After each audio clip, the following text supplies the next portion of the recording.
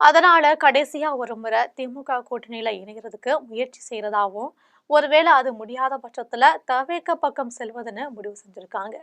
இந்த நிலையில தான் திமுகவின் முக்கிய புள்ளி ஒருவரின் மூலமாக முதல்வர் ஸ்டாலினுடன் டாக்டர் ராமதாஸ் போனில் பேசியதா தகவல் ஒண்ணு கசிஞ்சிருக்கு.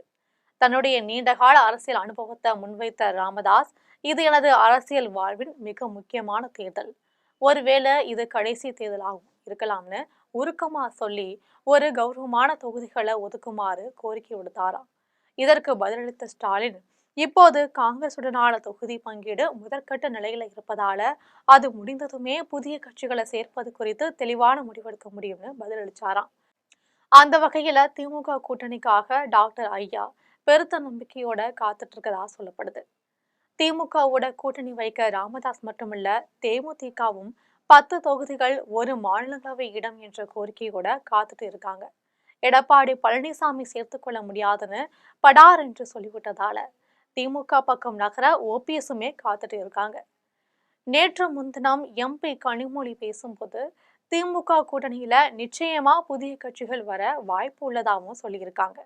அப்படின்னா வேறு சில கட்சிகள் திமுக கூட்டணிக்குள் வரப்போகிறதா என்றும் தெரியல.